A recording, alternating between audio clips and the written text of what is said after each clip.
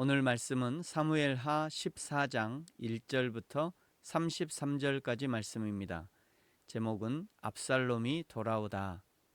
33절 한 절 읽겠습니다.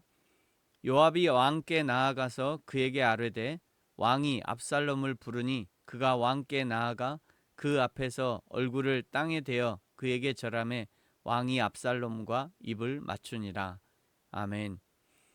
압살롬이 친여동생 다말을 겁탈한 큰형 암논을 죽이고 어디로 도망갔느냐면 13장 37절에 보면 그술 왕 암미홀의 아들 달메에게로 도망을 갔습니다. 3장 3절에 달메는 압살롬의 외할아버지입니다.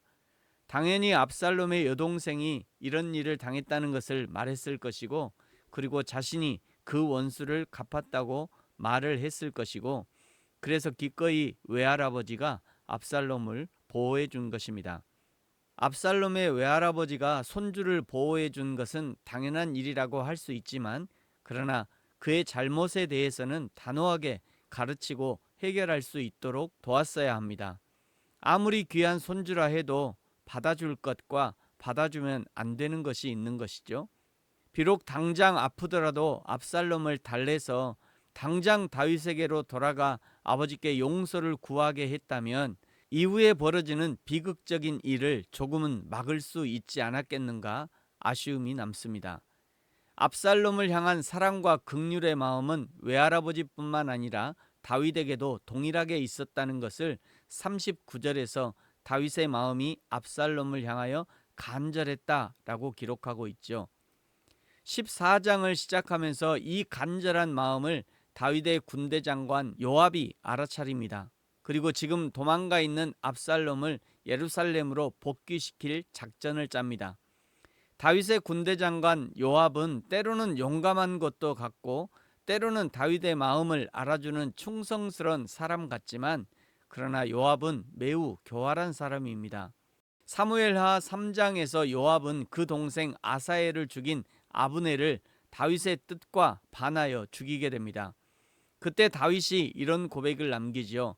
사무엘하 3장 39절, 내가 기름 부음을 받은 왕이 되었으나 오늘 약하여서 수르야의 아들인 이 사람들을 제어하기가 너무 어려우니. 다윗 입장에서는 비록 부하이긴 하지만 너무도 교활하고 그러면서도 막무가내인 요압을 이러지도 저러지도 못하는 상황이 되어버린 것입니다. 오늘 14장에서 요압이 다윗의 마음을 알아차린 것도 사실은 이제 슬슬 다윗의 시대가 저물어가고 그 다음은 압살롬에게 정권이 넘어간다는 것을 알고 이제 압살롬 편에 붙어야겠다 생각을 하고는 압살롬을 데려오려고 하는 것입니다. 만약 지금 다윗을 생각하는 요압의 마음이 충심이었다면 여인을 쓸 것이 아니라 요압 자신이 직접 왕을 설득했어야 합니다. 요압이 불쌍한 여인을 믿기로 다윗의 선한 마음을 이용한 것이라고 할 수 있는 거죠. 그러나 나중에 보겠습니다만 요압은 압살롬의 쿠데타를 돕고 나중에 솔로몬 때에 제거됩니다. 시편 1편에 말씀하지 않습니까? 악인은 의인의 모임에 들지 못합니다. 비록 이 땅에서는 악인이 조금 득세를 하기도 합니다만, 그러나 하나님의 나라에 가면 절대로 의인의 모임에 들지 못하는 것이 악인의 운명입니다. 그러므로 사랑하는 성도 여러분, 이 땅에서 조금 불편하게 살고 이 땅에서 조금 천대받고 살더라도 악인의 편에 서지 마시기 바랍니다. 선한 편에 서서 억울함을 당하더라도 차라리 선의 편에 서야 합니다. 요압의 간교한 작전이 2절부터 시작되는데, 드고아의 지혜로운 한 여인을 데려다가 남편은 죽고 두 아들도 잃을 처지에 있다고 다윗의 선한 마음을 이용합니다. 8절, 다윗이 그 여인과 남은 아들을 보호해 주겠다고 합니다. 11절, 다시 여인이 다윗에게 요청합니다. 왕은 왕의 하나님 여호와를 기억하사 원수 갚는 자가 더 죽이지 못하게 하옵소서. 그러자 다윗이 약속하죠. 내 아들의 머리털 하나도 땅에 떨어지지 아니하리라. 왕의 마음을 확인한 여인이 이제 진짜 하고 싶은 말을 다윗에게 전합니다. 13절 하반절에 보시면 만약 내 아들을 지켜주겠다고 하시는 왕의 말이 참이라면 왕의 행동은 스스로 죄인이라는 것을 증명하시는 것입니다. 왜냐하면 내쫓긴 자를 왕께서 집으로 돌아오게 하지 아니하심이니이다. 이 여인의 말을 알아들은 다윗이 여인에게 묻습니다. 19절 요압이 너와 함께 하였느냐?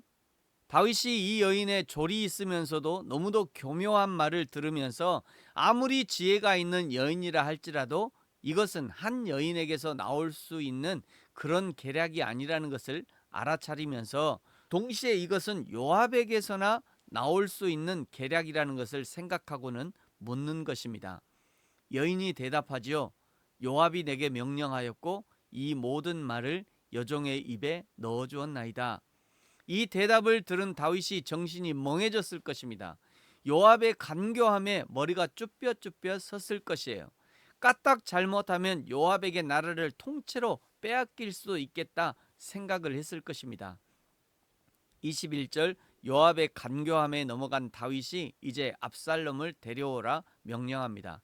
적어도 이때 다윗이 압살롬을 데려오라 했지만 기쁜 마음으로 데려오라 한 것이 아님이 분명합니다. 다윗이 그 여인을 돕고자 했던 그 말에 책임을 져야 했기 때문에 압살롬을 데려오라 한 것이지 압살롬을 용서한 것은 아니기 때문입니다. 그래서 24절 압살롬으로 왕의 얼굴을 보지 못하게 합니다. 그렇게 2년을 가택연금 상태로 두었는데 아버지 다윗이 그의 아들을 이렇게 가혹하리만큼 벌을 하고 있는 것은 압살롬에게도 자신의 죄를 뉘우치는 회개의 기미가 보이지 않기 때문이었습니다.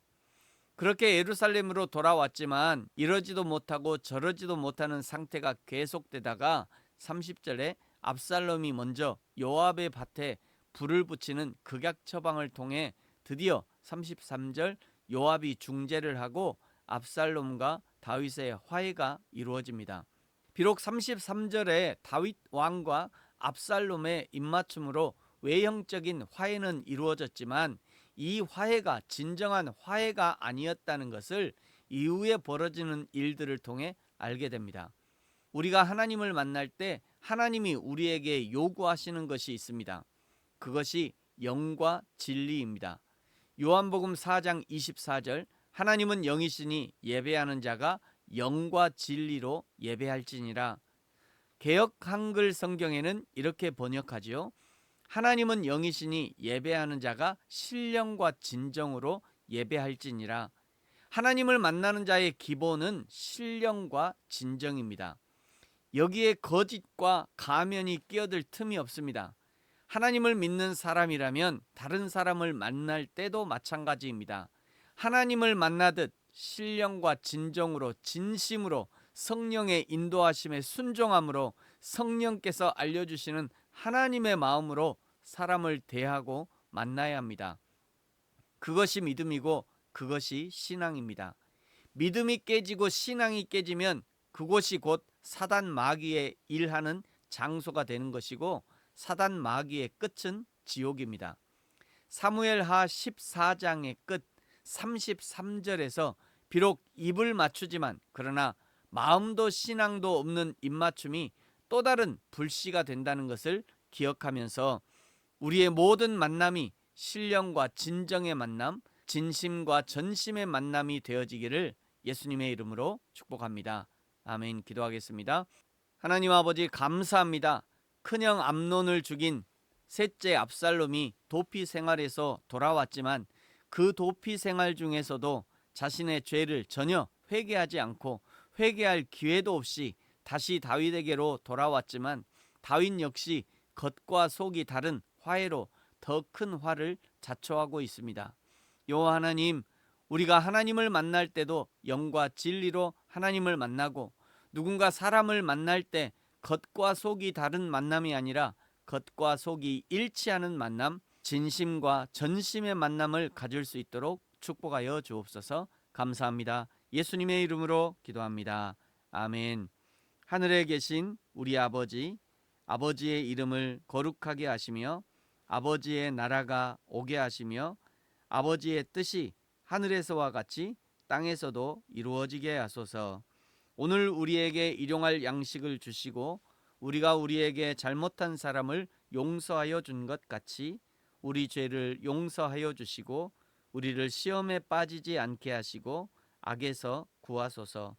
나라와 권능과 영광이 영원히 아버지의 것입니다. 아멘.